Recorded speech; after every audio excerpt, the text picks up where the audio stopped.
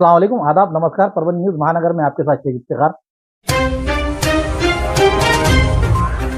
परभनी के पुलिस अधीक्षक रविंद्र सिंह परदेसी आज दोपहर करीब 3:30 बजे अपने आधिकारिक कर्तव्यों को पूरा करने के बाद छत्रपति संभाजीनगर यानी औरंगाबाद से अंबड़ घनसावंगी मार्ग से होते हुए परभनी लौट रहे थे। अंबड़ शहर से कुछ दूर घनसावंगी दोराहे पर तपती धूप में 80 से 90 साल की उम्र की दादी माँ धूप में खड़ी हुई दिखाई दी। उन्होंने अपने कार से झांकते हुए देखकर उस बूढ़ी दादी को एक तरफ लेते हुए उनसे नाम पूछने की कोशिश की, लेकिन उम्र ज़्यादा होने के कारण वो बोल नहीं पा रही थी। उनके बोलने के बोल को समझते हुए पुलिस अधीक्षक परदेसी ने अपनी नज़र से गाड़ी को रुकाते हुए उन्हें अपने गाड़ी से निकालकर ठंडे पानी की बोतल देते हुए उनकी मदद की। दिलचस्पी की बात यह है कि वो जब बात नहीं कर रहे थे, लेकिन बूढ़ी माँ के दादी के जो है तो चप्पल और उनका सामग्री अस्त व्यस्त गिरा हुआ था, वो खुद रविंद्र सिंह परदेसी इन्होंने उठाकर देते हुए अंबड़ के प्रभारी आईपीएस सिद्धार्थ बारवाल इन्हें मोबाइल पर संपर्क किया और दादी का इलाज के लिए उन्हें शिफ्ट करने के लिए निर्देश दिए। उस समय बारवाल इन्होंने तुरंत पुलिस कांस्टेबल विष्णु चौहान और स्वप्निल भिसे को सरकारी वाहन के घटनास्थल पर भेजा। पुलिस अधीक्षक परदेसी जो पुलिस वाहन के पहुंचने तक घटनास्थल पर ही खड़े रहे। बुजुर्ग दादी माँ को उन्होंने अपने पास ही बिठाकर रखा। वहां पुलिस वाहन पहुंची, उसके बाद उन्होंने बुजुर्ग दादी को उस पुलिस के गाड़ी में बिठाकर उन्हें अस्पताल पहुंचाने के लिए निर्देश दिए। उसके बाद वो परभनी की ओर रवाना हो गए। पुलिस अधीक्षक परदेसी की मानवता को देखते हुए ऐसा पता चलता है कि वर्दी में का फरिश्ता इस बुजुर्ग दादी माँ को मिल गया। अंबड़ पुलिस की इस मदद की बुजुर्ग दादी माँ की इलाज के लिए अंबड़ जिला अस्पताल में भर्ती कराया गया है। ये दादी अंबड़ तालुके के बेलगाम से है, उनका इलाज शुरू हो गया है। महाराष्ट्र राज्य फडणवीस सरकार ने बड़े का बीफ यानी कि गोवंश की मांस को बंदी डाल दी हुई है। इस बंदी को लेकर शासन ने जो और राज्य सरकार ने जो आदेश पारित किया है, उसी को लेकर महाराष्ट्र राज्य में अब ये बड़े के बीफ यानी कि गोवंश की तस्करी करना ये मोकाका के तहत अपराध दाखिल किया जाएगा, ऐसा फडणवीस मुख्यमंत्री इन्होंने आदेश पारित किया है। उसी को लेकर महाराष्ट्र में आदेश जारी किए गए हैं कि जो बीफ के दुकानें हैं वो दुकानें तुरंत बंद की जाए, इसको लेकर आदेश पारित किया गया है। लेकिन इसकी अमलावरी पूरी तरीके से नहीं होने के कारण अभी भी बड़े का बीफ मार्केट में बिकता हुआ नजर आ रहा है।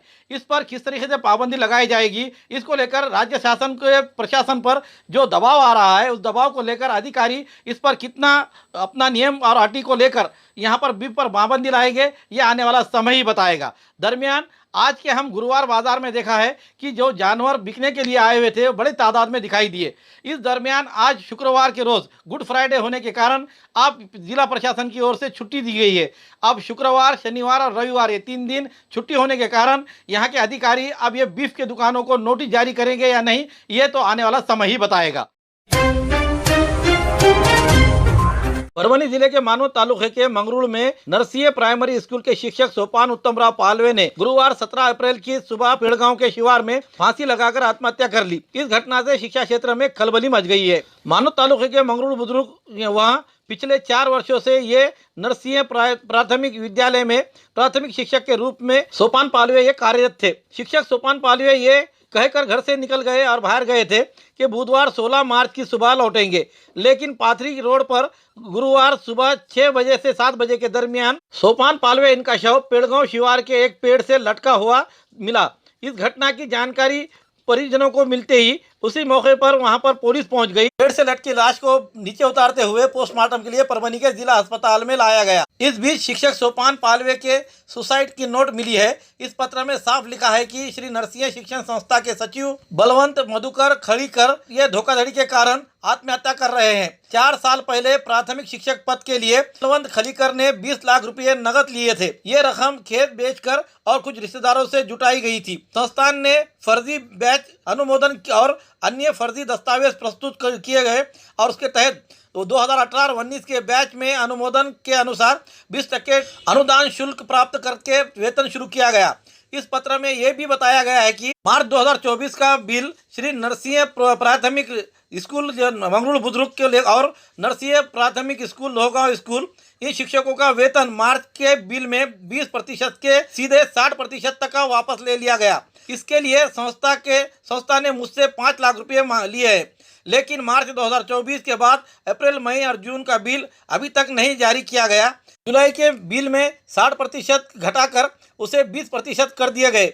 जून से मार्च के संस्था के सचिव बलवंत खलीकर ने 2025 का बिल निकालने के लिए आधी रकम ले रहे हैं। जब उनसे इस बारे में पूछा गया तो उन्होंने नौकरी से निकालने की धमकी दी। साथ ये भी कहा कि तुम्हारा इस्तीफा लिखाकर देना पड़ेगा, क्योंकि मैं एक सामान्य परिवार का होने से मैं इनके खिलाफ, इनकी संस्था के खिलाफ लड़ नहीं सकता, मुझ में ताकत नहीं है, इसलिए मैं आत्महत्या ही एकमात्र विकल्प है और इस सुसाइड नोट मैं लिख रहा हूँ और संस्था के सचिव बलवंत खलीकर इसके लिए जिम्मेदार है। ऐसा सोपान इनके सुसाइड नोट में ये नमूद किया गया है। उसी तरह खलीकर इन्हें दिए गए 20 लाख और उसके बाद दिए गए 5 लाख रुपये ब्याज के साथ मेरे मृत्यु के बाद पत्नी सागर सोपान पालवे इन्हें दी जाए, ऐसा लिखा गया है।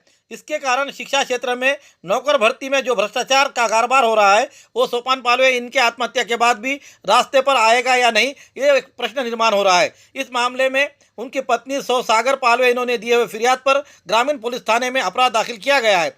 शिक्षक पालवे इनके पत्नी ये गर्भवती होते हुए उन्हें एक लड़की है, ऐसी जानकारी सामने आई है।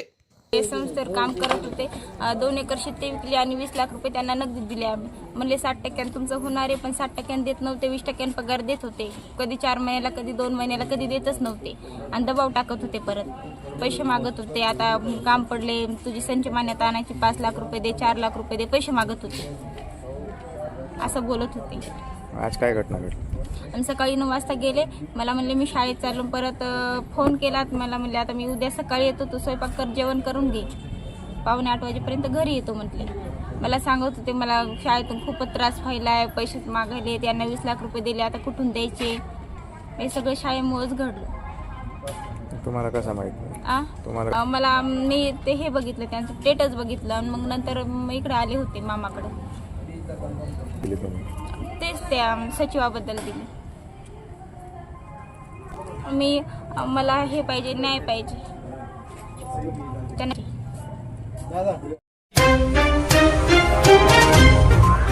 भारत रत्न डॉक्टर बाबा साहब अम्बेडकर इनके जयंती के अवसर पर परभनी शहर के गौतम नगर में भव्य नील अष्टगंध का कार्यक्रम आयोजित करते हुए खास तौर पर महिलाओं के लिए यह आयोजित किया गया था। कार्यक्रम का आयोजन ज्योतिताई प्रहलाद भराड़े इनकी ओर से किया गया था। डॉक्टर बाबा साहब अम्बेडकर इनकी सिखो संगठित होते हुए संघर्ष करे, ऐसे उनका संदेश दिया हुआ था। उसी का एक हिस्सा कहते हुए सभी को एक जगह लाकर ये करना ज़रूरी है। इसके लिए उन्होंने ये कार्यक्रम को ज़रूरत समझकर इसमें अपने विचार व्यक्त किए। ज्योतिताई भराड़े इन्होंने व्यक्त किए हुए विशेष कार्यक्रम को लेकर, जिसमें खासतौर पर नील अष्टगंध का ये सभी महिला इसमें आकर्षक भेंट वस्तु देते हुए अल्पोपहार करते हुआ दिखाई दिए। इस अनोखे कार्यक्रम के लिए सभी ने ज्योति भराड़े इनका सराहना करते हुए उनकी मुबारकबाद दी है। ज्योति भराडे खूप चांगला कार्यक्रम केला. असं वाटतं की हा कार्यक्रम सगळ्यांनी करावं. काही नाश्ता नसेल तरी त्याच्या पद्धतीने जे भेटेल ते तसं त्यांच्या पद्धतीने करावं असं मला वाटतं. छान वाटलं की आमची मुलगी खूप चांगली आहे. लोक करतात संक्रांतीचं, तसं आपलं केलं हे छान. भारतरत्न विश्वरत्न डॉक्टर बाबासाहेब आंबेडकर यांच्या जयंतीनिमित्त सर्वांना हार्दिक हार्दिक शुभेच्छा. माझं मत असं आहे की आपण सगळे कार्यक्रम करतो फक्त 15 तारखेपर्यंत, 14 तारखेपर्यंत. 15ला सगळे जिकडे तिकडे असतात आणि शेवटचे 15 दिवस म्हणजे 15 दिवस आपण काहीच करत नाही. तर माझं म्हणणं असं आहे की आपण 30 तारखेपर्यंत जसे खेडोपाडी कार्यक्रम चालतात त्याच प्रकारचे कार्यक्रम व्हावे पूर्ण जिल्ह्याभरात. मग त्यासाठी मी हा एक छोटासा उपक्रम सादर केला आहे की जसे अदर कास्टमध्ये हळदी कुंकाचे कार्यक्रम असतात त्याच प्रकारचे कार्यक्रम आपणही साजरे करावेत. भेटवस्तू नासही फक्त तुम्हाला एक संघटित व्हायचं आहे. त्यामुळं मग सगळ्या महिलांना एकत्र जर आणायचं असेल तर अशा छोट्या छोट्या हळदी कुंकासारख्या कार्यक्रमाचे मी त्याला नीळ अष्टगंध असं नाव ठेवलेलं आहे. आणि आपणही इथून पुढे असेच उपक्रम राबवावेत जेणेकरून आपला समाज जर एकत्र आणायचा आहे आपल्याला, तो एकत्र येईल आणि थोडंसं पुढं जाण्यासाठी. कारण माझं मत आहे की जोपर्यंत आपण एकत्र येणार नाही तोपर्यंत आपण पुढे जाणार नाहीत. म्हणून मी सर्वांना विनंती करते की आपण इथून पुढे असे कार्यक्रम राबवावेत. मी फक्त आपली सुरुवात केलेली आहे. आपणही मला याची खूप मोठ्या प्रमाणात प्रतिसाद दिलात त्याबद्दल सगळ्यांचे एकदा आभार. आणि आपण या ठिकाणी येऊन माझ्या कार्यक्रमाची शोभा वाढवली त्याबद्दल धन्यवाद. जय भीम. ओके. पुरानी बीमारियों की शर्तिया इलाज, घुटने के दर्द, शुगर, बवासीर, गुर्दे की पथरी, सफेद दाग, हार्ट अटैक, अस्थमा, एलर्जी, दाग कोड़ की बीमारी, गांठियों से पीड़ित अन्य बीमारियों से परेशान होते तुरंत संपर्क करें। डॉक्टर गोविंद कामटे, आयुर्वेदिक विद्या विशारद, बालाजी आयुर्वेदिक प्राकृतिक चिकित्सा केंद्र। एड्रेस तलाटी कार्यालय के पीछे, बसमत रोड, परभणी। समय सुबह 9 बजे से दोपहर 2 बजे तक, शाम 5 बजे से रात 9 बजे तक। Mobile number 9921691008। राष्ट्रीय आपदा प्रबंधन प्राधिकरण नई दिल्ली द्वारा देश भर में कार्यान्वित आपदा मित्र कार्यक्रम के अंतर्गत परभनी जिले के 300 स्वयं सेवकों को आपदा प्रबंधन का बुनियादी प्रशिक्षण दिया गया। इस प्रशिक्षित स्वयं सेवकों में से 4 लोगों को चक्रधर जावड़े, अभिषेक भोसले, विष्णु राठौड़ और चंद्रशेखर कदम को मास्टर ट्रेनर के रूप में चुना गया। इस चयनित आपदा मित्रों ने राज्य के आपदा प्रबंधन प्राधिकरण गुजरात में 21 दिनों का आवासीय उन्नत प्रशिक्षण पूरा किया। प्रशिक्षण के विभिन्न प्रकार की प्रकृतियां एवं मानव निर्मित आपदाओं के प्रबंधन, तकनीकी कौशल, खोज एवं बचाव कार्य, उसी तरह से सामुदायिक प्रशिक्षण पद्धतियां के तथा प्रभावी समन्वय सहित अनेक विषयों का शामिल किया गया है। प्रशिक्षण पूरा कर वापस लौटने के बाद चारों आपदा मित्र आज जिला कलेक्टर कार्यालय में उपस्थित हुए।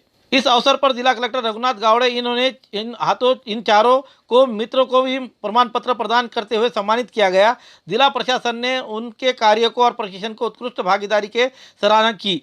ये पहल परभनी जिले में आपदा प्रबंधन प्रणाली को और अधिक सक्षम और प्रभावी बनाएगी तथा भविष्य में आने वाली किसी भी आपदा से प्रभावी ढंग से निपटने के लिए तैयार करेगी। ज्ञानोपासक महाविद्यालय के सभागार में आयोजित पुरस्कार वितरण समारोह का आयोजन जिला शिक्षा एवं प्रशिक्षण संस्थान डाइट तथा जिला परिषद शिक्षा विभाग परभनी द्वारा किया गया था। कार्यक्रम के मुख्य अतिथि के रूप में उप जिला कलेक्टर डॉक्टर प्रताप काळे उपस्थित थे। इस अवसर पर उन्होंने विजेता शिक्षकों को बधाई दी और कहा कि नई तकनीकों के साथ साथ विद्यार्थियों के मूल्यों का संचार करना भी उतना ही महत्वपूर्ण है। उन्होंने कहा कि प्रौद्योगिकी तभी वास्तव में उपयोगी है जब वो उपयोगकर्ता के अनुकूल और ज्ञान अनुकूल हो। इस कार्यक्रम में ज्ञानोपासक कॉलेज के प्राचार्य बाबर सर उपस्थित थे। डाइट प्राचार्य डॉक्टर प्रहलाद खुने, शिक्षा अधिकारी माध्यमिक आशा गरुड़, वरिष्ठ व्याख्याता गणेश शिंदे, डॉक्टर अनिल मुरकुटे, शोभा मोकले और अनिल जादव भी इस समय हाजिर थे। कार्यक्रम का संचालन डॉक्टर अनिल जादव एवं दलाल मैडम इन्होंने किया। चौहान, टेकाड़े, कापसे, सुरकुटे और निकड़ ने अन्य कर्मचारियों ने कार्यक्रम को सफलता का और बहुमूल्य योगदान दिया। अंत में वरिष्ठ व्याख्याता डॉक्टर अनिल मुरकुटे ने आभार व्यक्त किया।